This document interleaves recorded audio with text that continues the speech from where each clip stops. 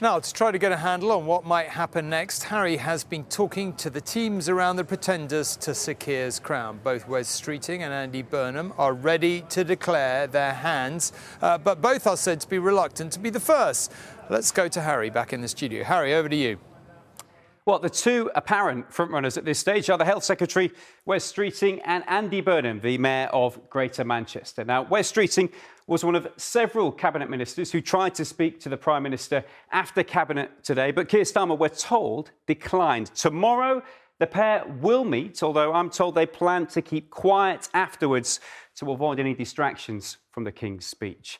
This afternoon, in perhaps the strongest show of support so far for Wes Streeting, the Home Office Minister Jess Phillips, a key ally of his, resigned from government when she issued a blistering letter earlier today. Meanwhile, Andy Burnham, he took a train down to London today. His team say he wasn't meeting any MPs, isn't planning any imminent campaign launch, but one of his supporters, the local government minister, Miatta Fahnbulleh, we just heard from her in Romilly's report. She also resigned from government today and said she wants to see Andy Burnham back in Parliament. Now, I've spent all day speaking to both of these camps. Neither are saying anything in public. Both insist they didn't plan for things to pan out like this week. But for now, nobody seems to want to make the first move. And then there's Angela Rayner. She's indicated her support for Andy Burnham. But if he fails to find himself a parliamentary seat, she might end up standing herself. And then if a contest is triggered, we could see lots more candidates put their names forward. The Defence Secretary, John Healey perhaps, the Home Secretary, Shabana Mahmood, Ed Miliband, a former Labour leader, he might put his name forward, and the Defence Minister, Al Khan's a wild card perhaps. Tomorrow there is likely to be some sort of truce while the King's speech is going on. Will Wes Streeting back down? Will backbench MPs start plotting once they're all back in Westminster? This could all drag on until someone decides they're prepared to challenge the Prime Minister directly.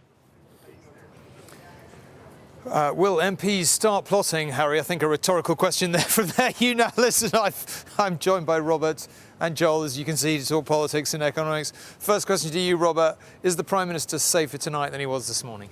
Well, look, last night, ministers thought they were going to have a painful, open conversation with the Prime Minister at Cabinet about, whether he should set a timetable to go.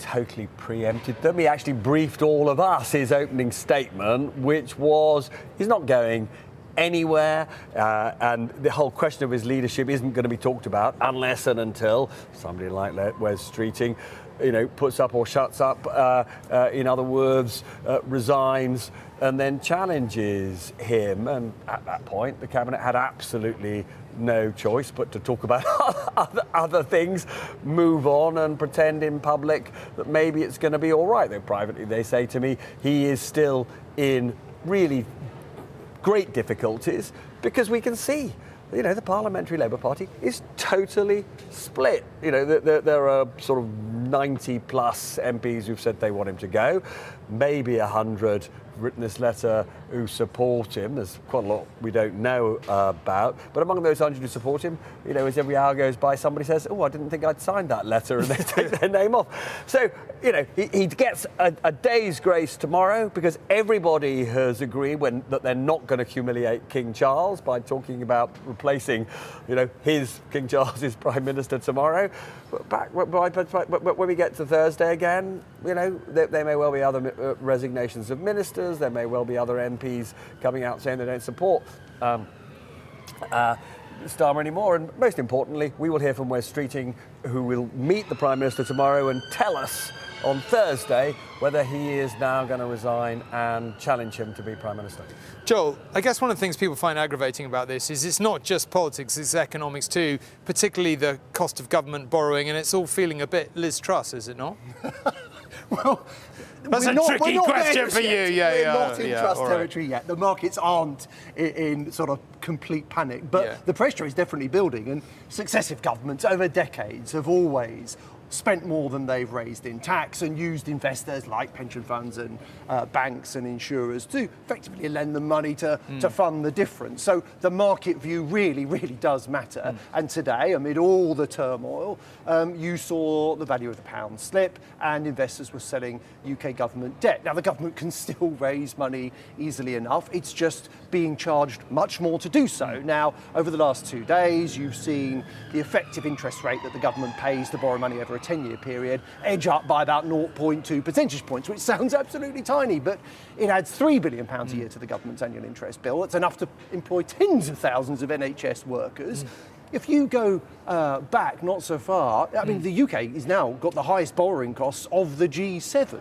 And that's been the case for the last 2 years. Go back 4 years, and actually the likes of Canada, the United States, and Italy were being charged much more than we were to borrow money. So this is a material difference. Now, one of the reasons things have changed is that the UK is perceived as being more exposed to the inflation that the war in Iran is causing, and that interest rates here, therefore, are going to have to be higher for longer. But there's no question that the mayhem in Westminster is a factor here. Paul Dales from Capital Economics says politics is playing a huge part here. He and many analysts, Tom, think the markets are pricing in an increased probability that Keir Starmer will be replaced by someone who's likely to borrow more, and that will put further upward pressure on inflation and on interest rates going forward. That's an educated guesswork, but the bond yield increase is real. So are the consequences for households in particular. Watch what happens to mortgage rates over the next few days if this continues.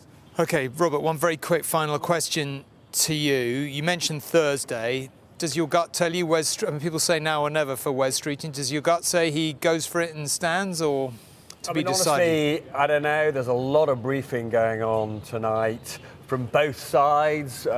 People, connected to the man in there are briefing that he's bottled it, that he doesn't have the numbers, and therefore he's going to sort of slink away with his tail between his legs. Talking to people close to Wes Streeting, they say this is absolute nonsense, that he's very much looking forward to hearing from the Prime Minister tomorrow how he plans to revive his party's fortunes and show the boldness that's required to revive the economy. And the implication of that is he goes in slightly doubting that he will be persuaded by the Prime Minister. At that point, he will do what his supporters want him to do, which is resign and challenge the Prime Minister. So, the stakes are very high. I'm not going to put a probability on which way it is going to go, but I have to say, if he does stand, we know that he will challenge. We're into a very big moment.